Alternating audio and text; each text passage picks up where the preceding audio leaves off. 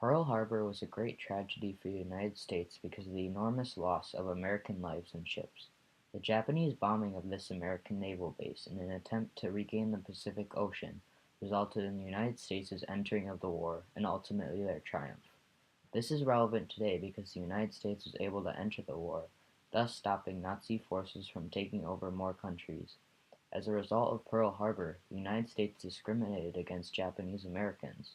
However, America's involvement in the war led to the liberation of countries that were under Nazi control and put an end to the mass genocide of the Jewish people. World War II began when Hitler invaded Poland on September 1, 1939.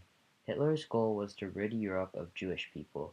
He began by placing Jewish people into segregated neighborhoods called ghettos. Living conditions were cramped and unsanitary, and, as a result, diseases ran rampant. Some Jewish people were then taken to concentration camps such as Auschwitz. Millions of Jews died as a result of Hitler's extreme views. Before the official beginning of World War II, Hitler led the Nazis to conquer Germany and enforce the political ideology of fascism that gave the people no say in what the government did. Many countries, including the United States, did not agree with this form of government. Former President Franklin D. Roosevelt expressed his thoughts on fascism. The liberty of a democracy is not safe if the people tolerated the growth of private power to a point where it becomes stronger than the democratic state itself. That, in its essence, is fascism. Ownership of government by an individual, by a group, or any controlling private power. Roosevelt believed that if a country's citizens allowed an individual or a group to hold all of the power, that the people would have no voice in government. Although the United States was not part of the war yet, it was clear that Roosevelt did not agree with Hitler and his political ideals. However, Italy did. Italy and Germany formed the Anti-Comintern Pact on November 6, 1937, securing the Axis alliance. Japan joined the Axis alliance on September 27, 1940, after signing the Tripartite Pact. Mussolini was the leader of Italy, who joined the Axis alliance because of his agreement with fascism. Hirohito was the Emperor of Japan at the time, who also agreed with the government ideology of fascism. America remained neutral at this point, although President Roosevelt moved the American Pacific Naval Fleet to the base at Pearl Harbor in an attempt to gain control of the Pacific. The Japanese military saw this move as a threat to their plans of conquering Asia. On July 26, 1941, the United States cut off Japan's exports. These exports included oil, which was an essential good. The United States aimed to stop the Japanese from conquering Southeast Asia and gaining control of the Pacific Ocean. At this point, Japan was preparing to attack Pearl Harbor. Admiral Yamamoto, the leader of the Japanese Navy, was training his forces and finalizing the plans for the attack on Pearl Harbor. On September 24, 1941, Japanese naval intelligence requested the exact locations of American ships at Pearl Harbor and prepared Japanese aircrafts. These were their last moves before the bombing of Pearl Harbor. Franklin D. Roosevelt explained about the timing of the United States entering World War II. When the dictators are ready to make war upon us, they will not wait for an act of war on our part. They, not we, will choose the time, the method, and the place of their attack. Japanese military forces initiated the surprise attack on Pearl Harbor on December 7, 1941 at 8 a.m. More than 2,400 Americans died in the bombing, and 19 of America's Navy ships were destroyed. All 8 of the United States Navy battleships were damaged, and 4 of those ships sunk. All of the ships but the USS Arizona were raised out of the water. A total of 1,177 men died aboard the USS Arizona during Pearl Harbor. Only 5 of the men on this ship survived the attack. Marine Corporal E.C. Nightingale was on board the USS Arizona during the attack and described the event.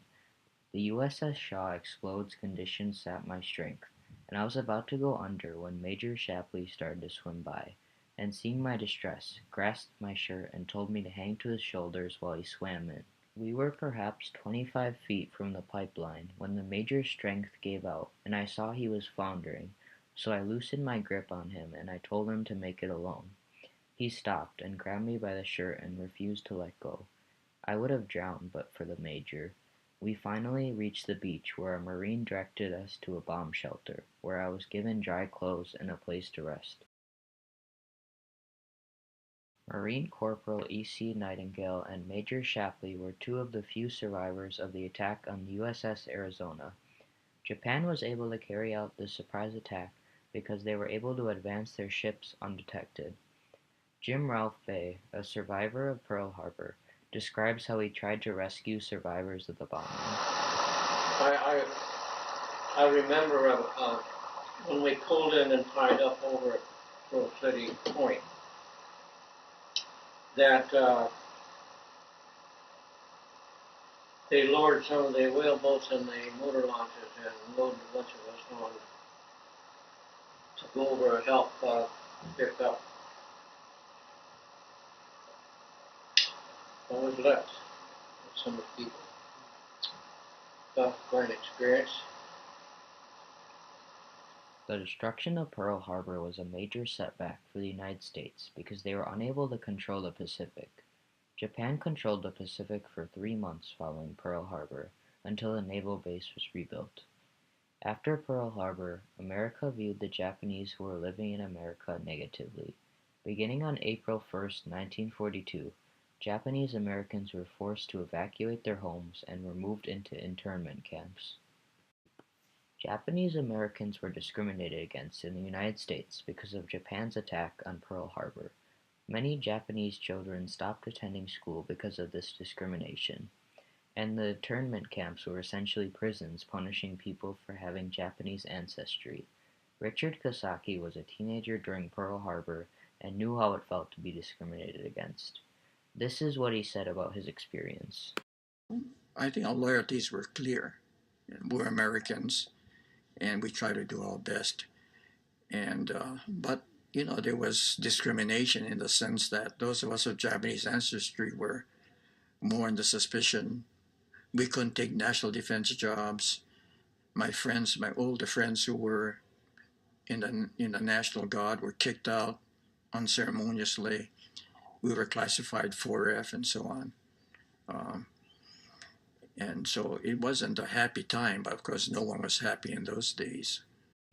Although Pearl Harbor resulted in discrimination against Japanese in the United States, America's choice to enter World War II led to the Allied victory, putting an end to Nazi control over Europe. Luke Hunter, a Pearl Harbor veteran, discusses his memory of the attack on the 70th anniversary. 9:30, 8:30 or 4:20. We don't know exactly what time, but around that time, Commander Fuko said abandon ship because it was burning so bad forward and everything else. And so we loaded the guys in the launches and to take them to the hospital ship, and we abandoned ship. And for the next 2 days, we fought the fire with the ships, with the boats hauling the hoses in. And on Tuesday, the fire came down a little bit, so we got over the base force and slept for one night.